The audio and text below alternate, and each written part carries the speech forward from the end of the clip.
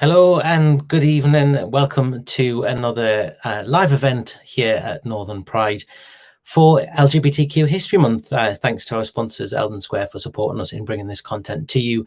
Tonight, we are going to be talking about the Gender Recognition Act, specifically then and now. Yes, we know that it's been going for quite some time, but it would be great to explore what it was like before it came in place, how it's been since it's been in place, and of course the kind of demand for us to reform it and make it better for our community. I'm joined tonight by Dominic from My Generation, and then later on we'll be joined by Katie from Be Transport and Community here in the North East, and we'll be talking about transforming futures. So before we bring Dominic into the conversation, let's have a look at My Generation in action. Valid. We are beautiful. There is nothing wrong with us. Quite the opposite. Everything is right with us.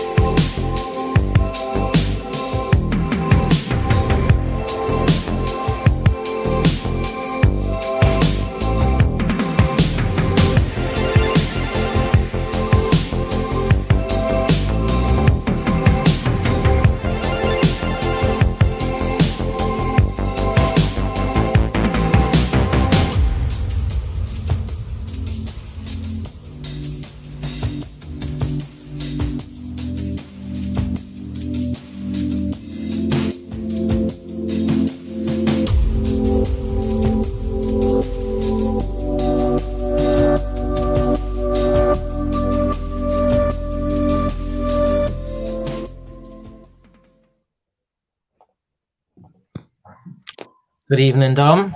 Good evening. Nice to see How are you? I'm very well, thank you. Good stuff.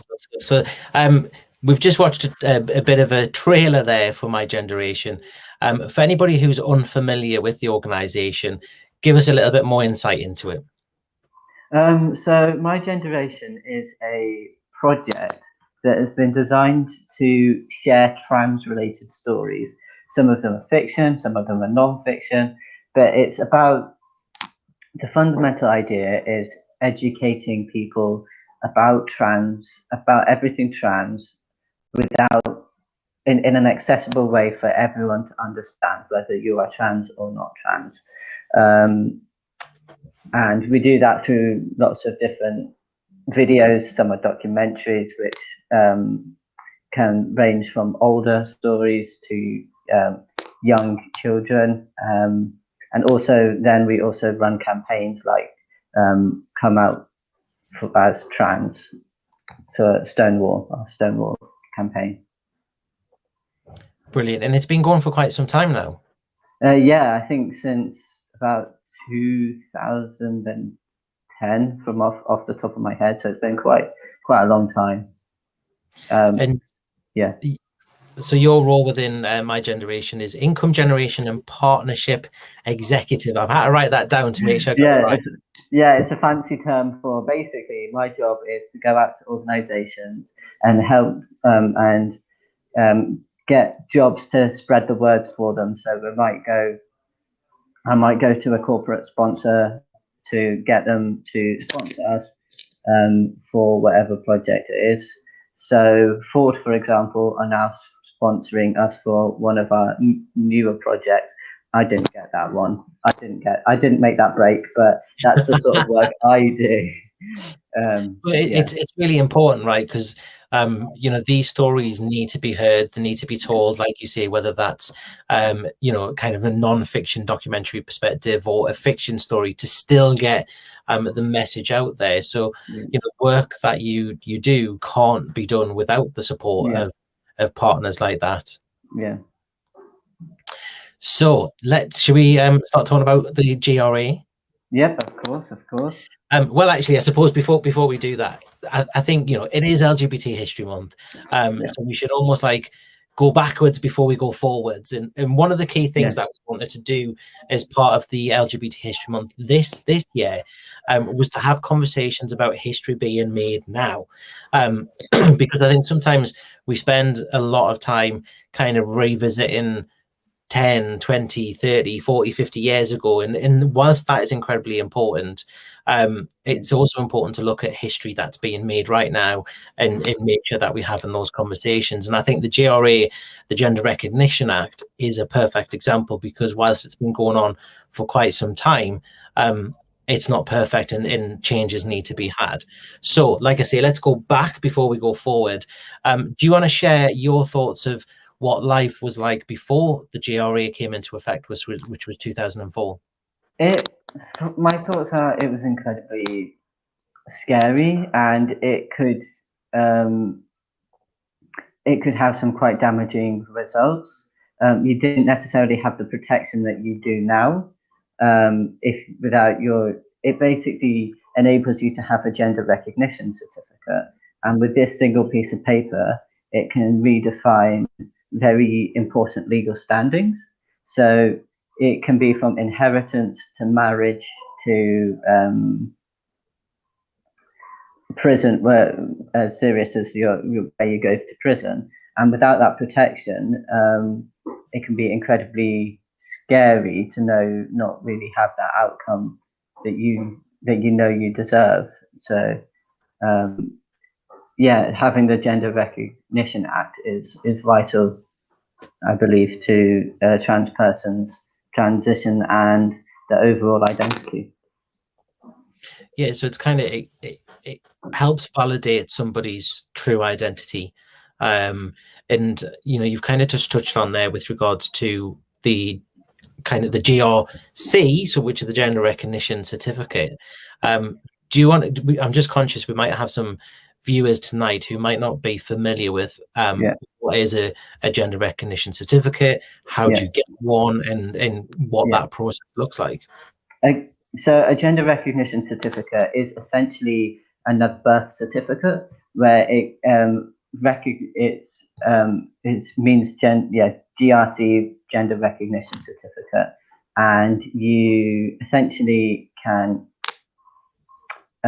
It's a way of confirming your identity, although at the moment you can only have male or female. You can only be recognised with those two, and I know that there is work being done to validate those people that aren't male or female. But yeah, it's essentially another birth certificate that you can use. That you basically you can. Yeah, that's the best way of describing it. It's another birth certificate. Without going into too much detail. Yeah, no, that's champion. But let's talk about what individuals need to go through to even get into that process, because I think, you know, there's quite a lot of coverage around the GRC, and you know, essentially it's a piece of paper that you get at the end, but actually the process of getting to that point can be very invasive and quite. Yeah. So historically, it could be involved.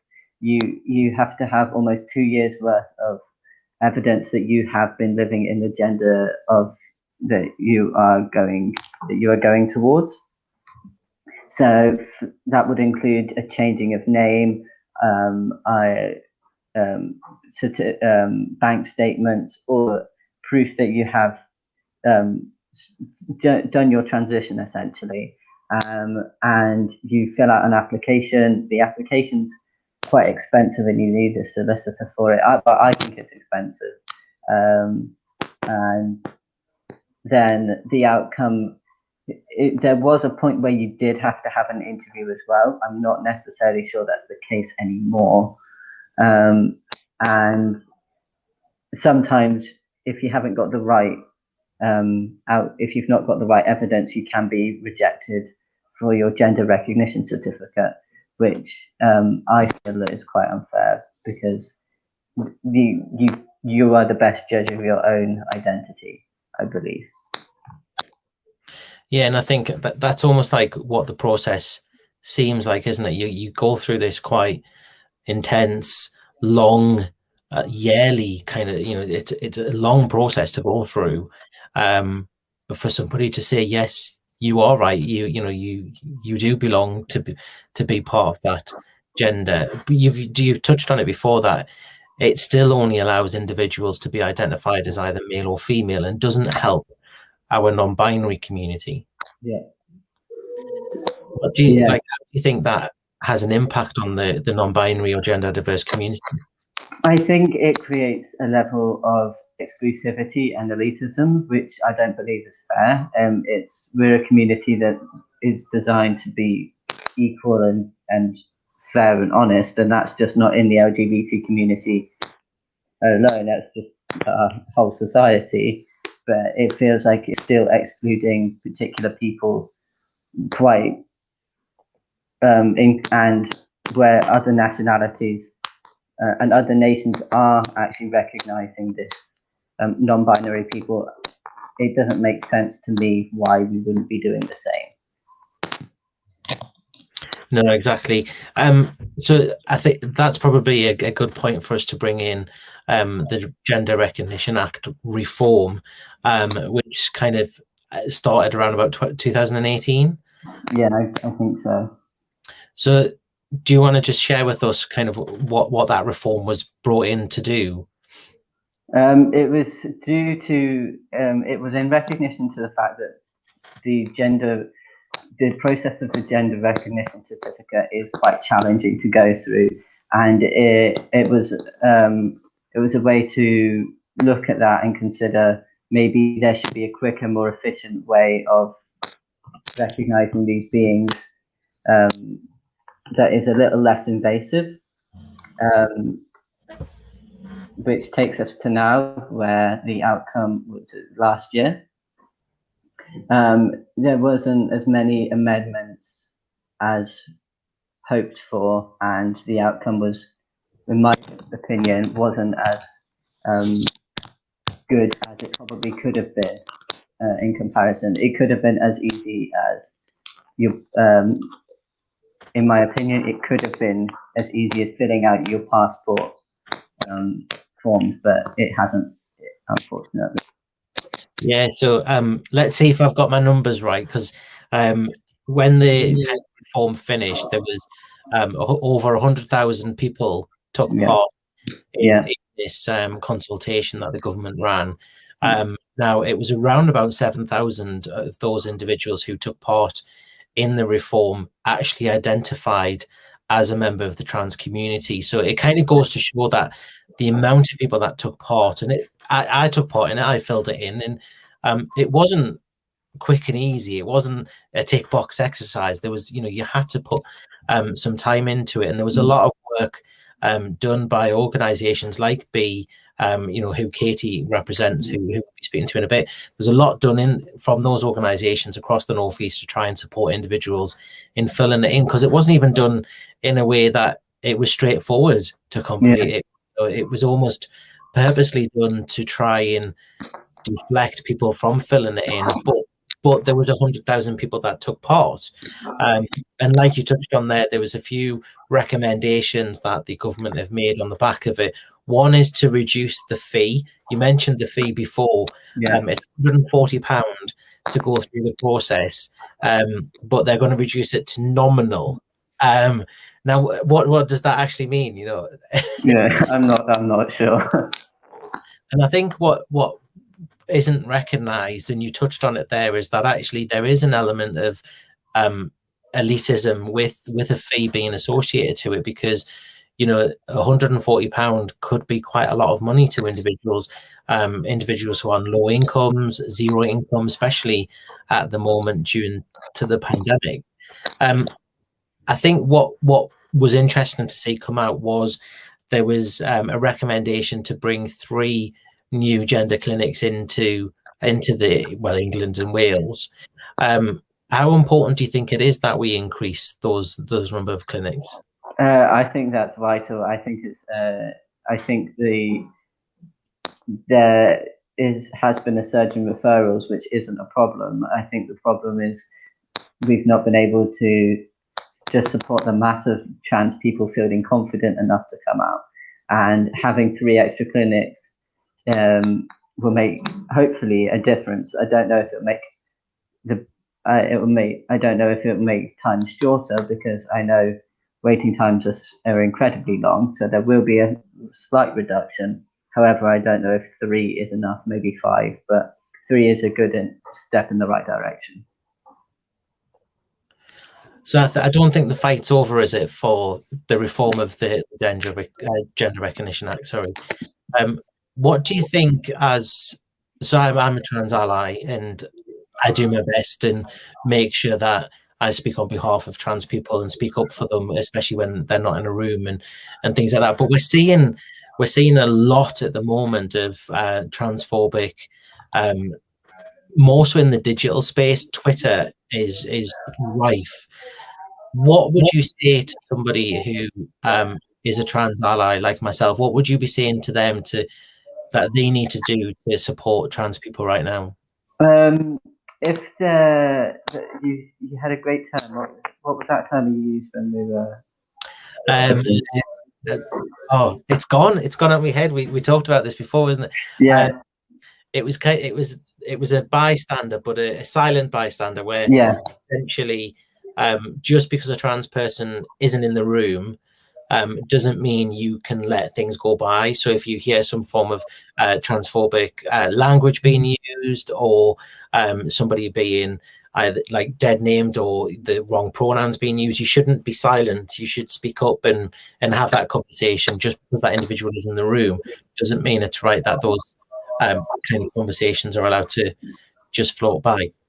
Yeah, I think that's a perfect way of being of being an ally within the immediate space, whether that is in digital, whether you're in a digital space with your friends, or a physical space with friends or family. I think that's a perfect message to send out, to be an ally. If it's something more impersonal, where you don't know the person a bit, like Twitter, for example, I think maybe flagging the message as something that could potentially be transphobic is definitely what you can do.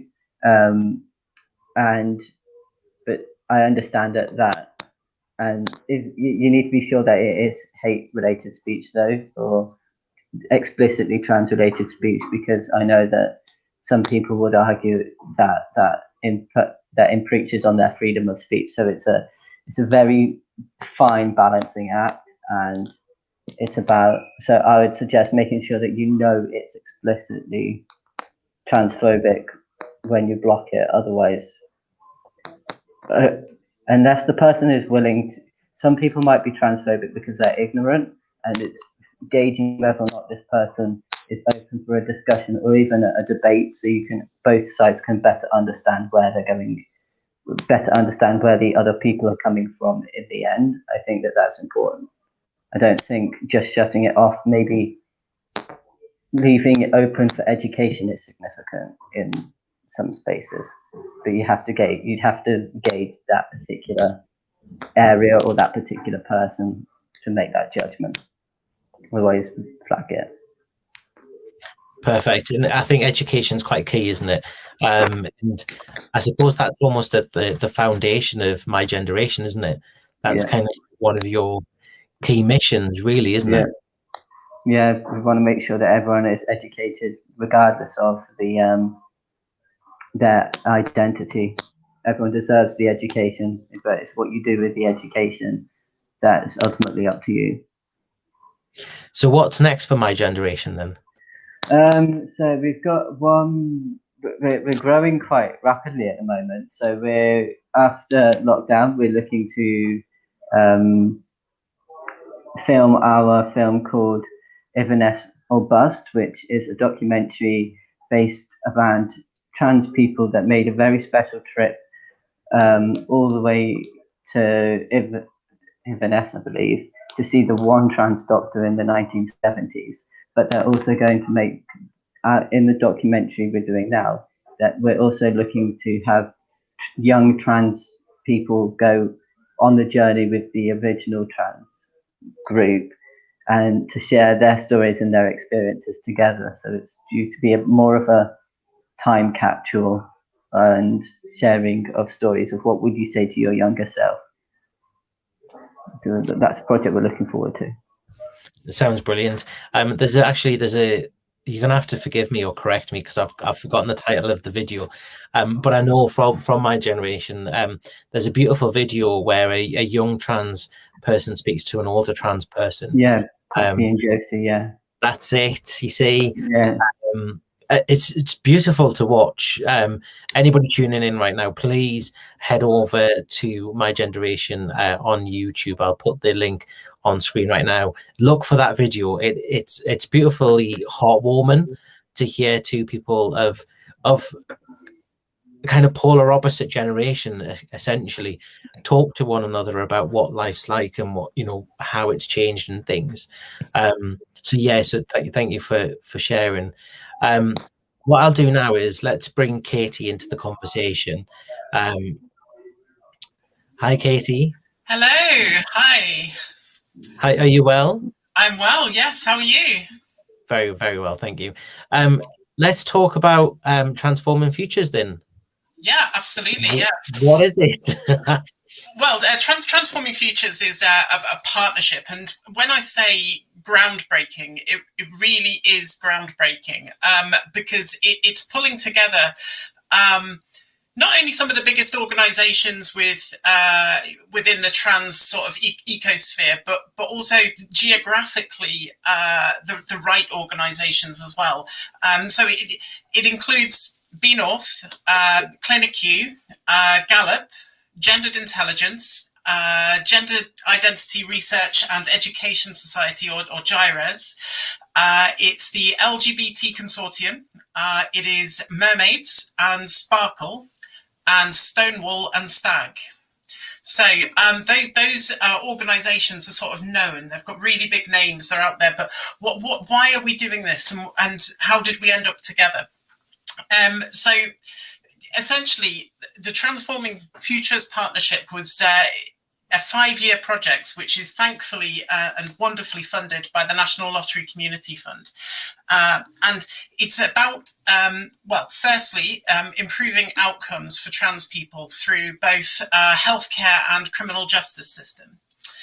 And we plan to do that by funding and finding organisations, groups, individuals who have the solution to some of these problems. So we've just launched 2 reports as a group of people. We've just launched the healthcare report for over 18s and the criminal justice report. So both of these are really in depth, and the information that's come from them has come solely from the community and experts within their field. We've also ensured that we've got a full range of information from all of the trans community. It's very important that it's not an organisation's opinion or a group of people's opinion. We really went out to try and find a real cross-section of society. I believe it was 348 surveys, 19 workshops, and then a further group of workshops that was specifically for Black trans people and trans people of colour. We had to make sure that we had all of the opinions.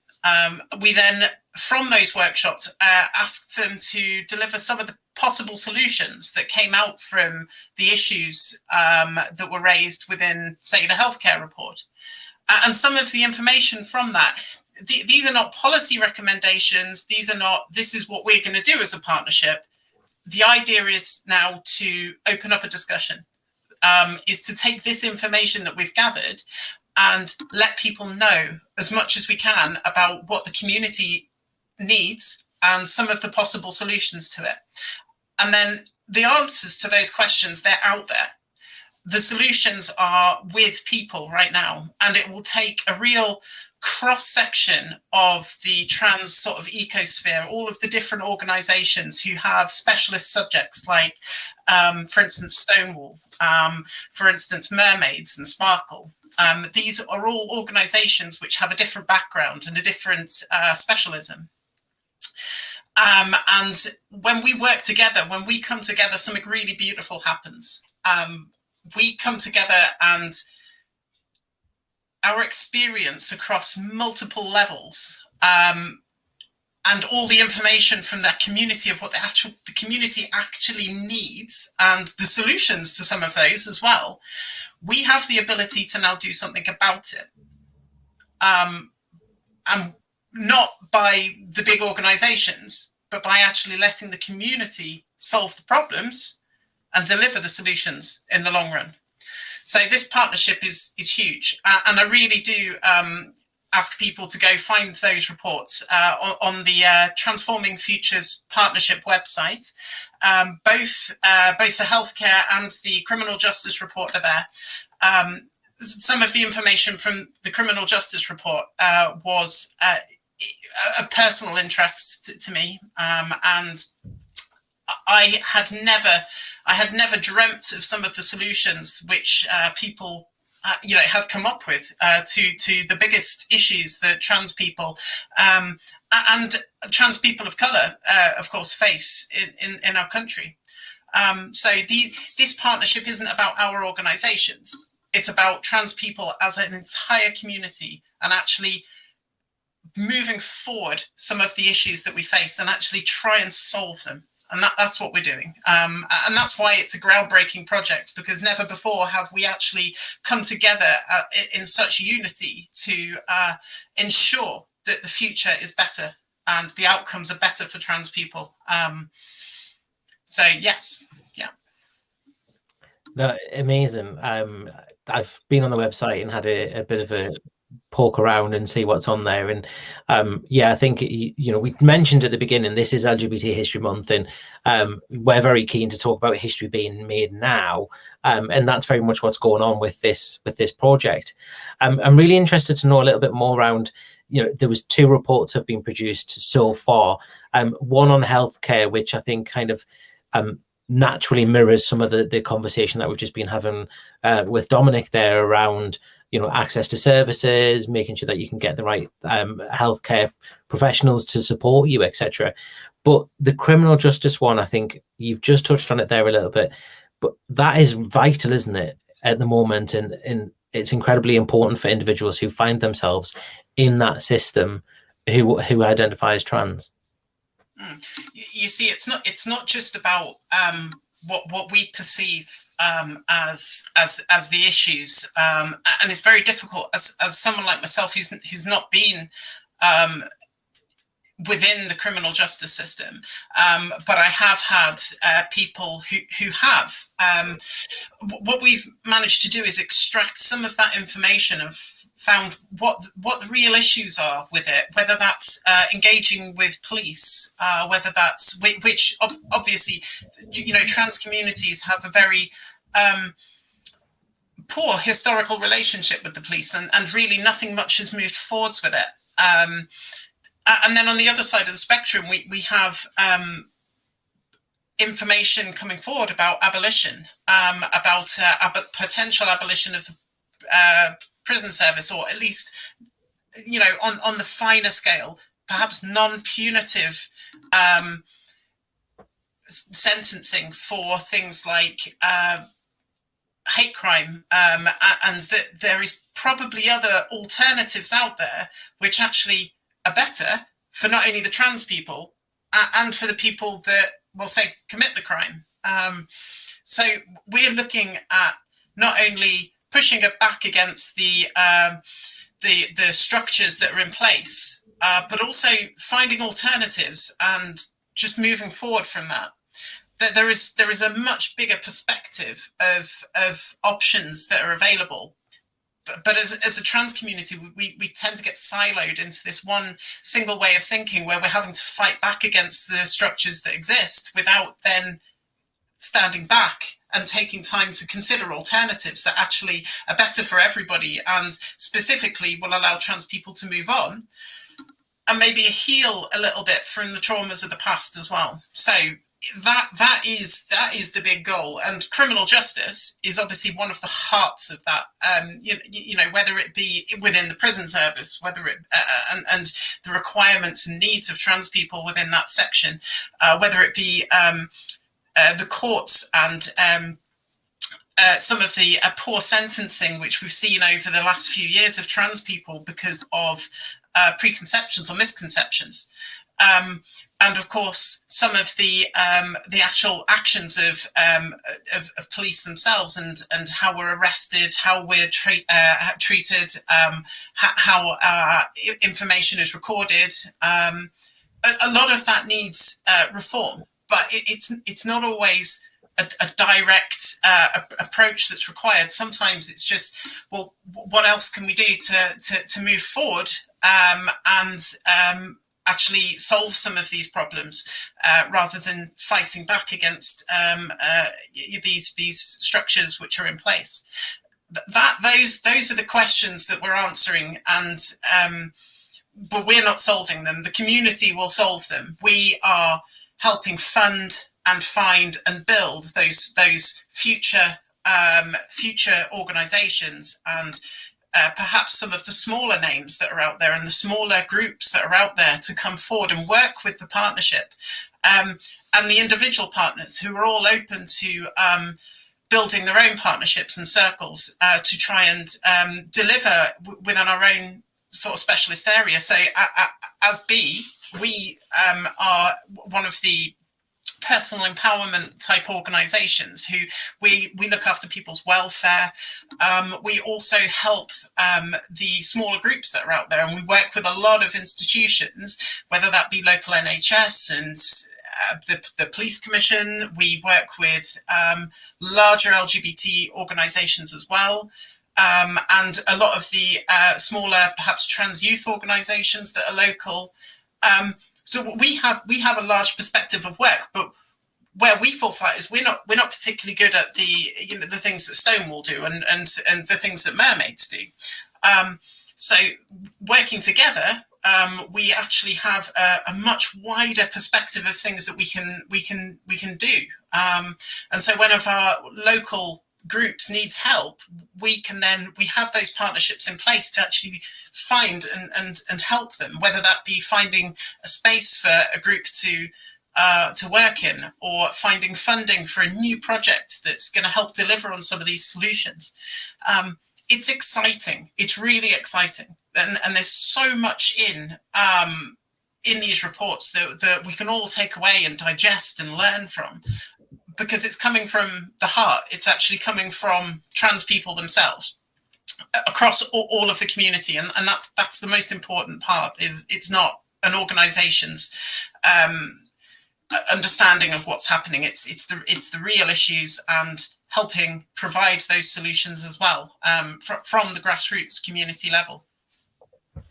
It sounds amazing, and I think what I quite liked what you were just saying there before was very much around how because it's all of these organizations coming together, there's actually an opportunity to help people all four corners of the UK, not just the cities or the big towns, that actually by that approach that you've just talked about, by these smaller groups being able to reach out to the partnership for support, more people across the UK could benefit from help and from support. Yeah. And we've got like projects in the country, such as like I think of in Brighton, we've got Clinic T, which is really important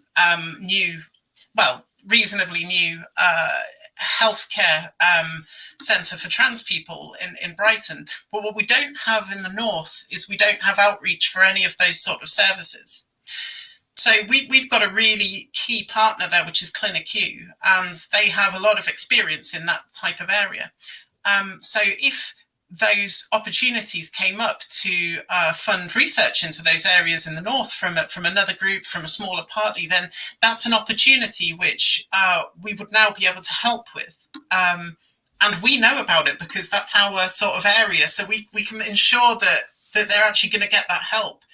And we stop losing groups and smaller units, and we start pulling together as a team. And it's such a positive thing, and such a social movement that we're pushing forwards, that it's truly from trans, by trans, but for the benefit of everyone to come in the future, and that's the most important thing.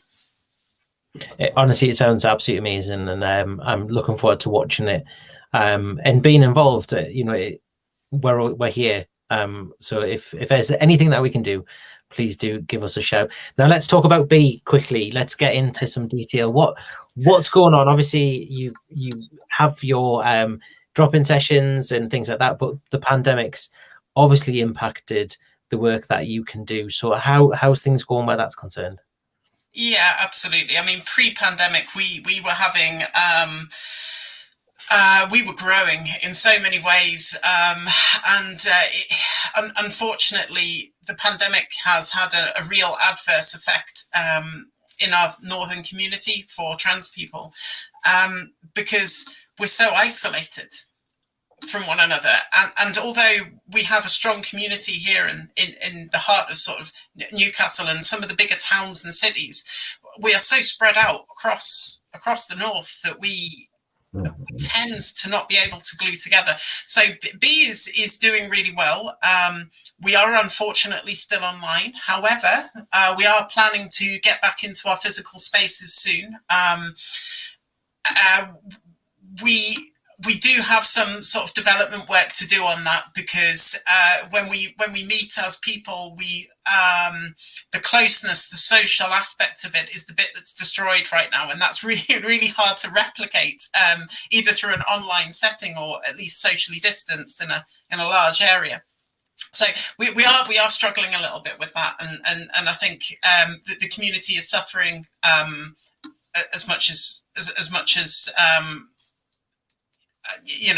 much as you can see. I mean, that would be the same for everyone, and for trans people just coming out, or perhaps through transition, that social contact is so important, to make sure we get it right, and also get the information that they need in the right place, because they may not have the right information for to approach their GP or local healthcare, or perhaps counselling services. So it's very important that we're doing as much as we can. So B is still operating our drop-in weekly. So we're doing it 6 p.m. on a Tuesday still, just like we were doing in the real time. You can find out information by messaging our Facebook group, or emailing us from our website. We also have the one-to-one sessions that we're able to do. So if there are any trans people out there that have any particular issues, we have the ability to set up a one-to-one session with one of our team that will help you or help advise you where to turn, and maybe give you some help that you might need. We have a range of our team that we can speak to. So don't worry, it's not just me. You don't have to get bored of my face. But we have a large volunteer team that can help and put you in the right direction if you're struggling. And like I say, don't worry, we will be back soon. We're still doing a lot of our work within local healthcare. We've been in cancer services, we've been in the maternity wards and such. We've been talking about the need for adapting different languages and change within those environments. So we're still doing a lot of work in the background. It's just obviously not visible because it's COVID. So, but we are still here, and we are fighting the fight for trans people still. So, but if you need help and support, you know where to find us. We're there. It's you said the C word that we're not allowed to talk about. Linking COVID. No, it's really good to hear that you are still there supporting the community. I asked Dominic earlier around allyship and what it means to be a good ally for the trans community. I'm just wondering if you'd like to share your thoughts on that. Okay, well, you know, allyship, it comes in different forms. So the first thing that I would say is for those that have the ability to help provide space, maybe you're a corporation, maybe you're a business, maybe you have somewhere that trans people can meet and gather in spaces. That is one thing that can be done, because allowing people the space to be themselves in a safe, facilitated environment is really important. And one of the things that we struggle with in the North is space and places to do that. And secondly, on an individual level, we discussed the sort of no bystander situation, but you know, a lot of the time it's actually more about inclusivity and what you can do to welcome people into your space. So not particularly when it's not particularly fighting the fight when we're not around. That's very important, obviously, and if you can do that, great. But obviously, don't put yourself in a position where it's you're not comfortable or it's not right for you. But welcoming us into your space and ensuring that we're treated fairly, equally, and with respect is the most powerful thing for a trans person to come in and be treated in the way that they're presenting, or how they want you to be, and especially if you're in healthcare and education, you know, treating those people with that may be gender diverse with utmost, you know, respect, and helping them achieve their healthcare goals without any prejudice is so important, because these are the barriers which trans people say are a problem. And thirdly, read the reports, because if you are interested in what some of the problems are that we face, that's a great place to start to learn. And there is so much information in there that you'll be able to find out as an ally that actually you might not have been aware of before. And you may even be the person or the group of people that can help offer us the solutions to some of the issues that we're facing. It's not just about the trans community, it's about the wider ecology of trans people, and that includes all of our allies, friends, and anyone that can help push our healthcare into a better place, or criminal justice into a better place. Yeah, that's what I would say. Brilliant, thank you. So I don't know what happened with the screen there, it went a bit crazy, but I just wanted to bring you both back in. I think we've kind of reached the end of the conversation there. We've talked quite a bit about the Gender Recognition Act and you know, the changes that still need to happen and move forward. Transforming Future sounds amazing. So yes, do go and read the report, check it all out. All the information is available. I'm sure, Katie, it's all the stuff's on there on your website as well. And like I said earlier, make sure that you do go check out My Genderation and all of the good work that they're doing to help with education and awareness of trans rights. So I just want to say to both Dominic and Katie, thank you very much for joining us this evening. I really appreciate you spending the time. We can now all go and watch One Division and catch up on what's going on in that part of the world. But yes, listen, thank you very much for joining me. I'd just like to say a huge thank you again to Eldon Square for sponsoring our work for LGBT History Month. so we can bring these broadcasts to you in the digital arena. Coming up next week, we have got a conversation with Nathaniel Hall, who starred in It's a Sin. Donald Bassett, for fans of that program, we'll be talking to him about living with HIV and obviously exploring the AIDS crisis in the 80s, but what it means, again, history being created today with the kind of stretches forward that we've been able to do in healthcare for people living with HIV, and of course, undetectable equals untransmittable. We'll also be talking to members from our emergency services and hopefully some individuals from our armed forces about what it means to be out and proud and serving for us. And then finally, next Friday, we'll be joined by Michael Madison, who will be giving us a night from his kitchen as he plays some amazing music from queer icons. That's what we've got coming up. All of our previous LGBT History Month program can be found on our Facebook or YouTube channel. So again, thank you from me. Thank you, Katie. Thank you, Dominic, for joining me. Have a wonderful evening and your weekend. Take care. Thank you. Thanks.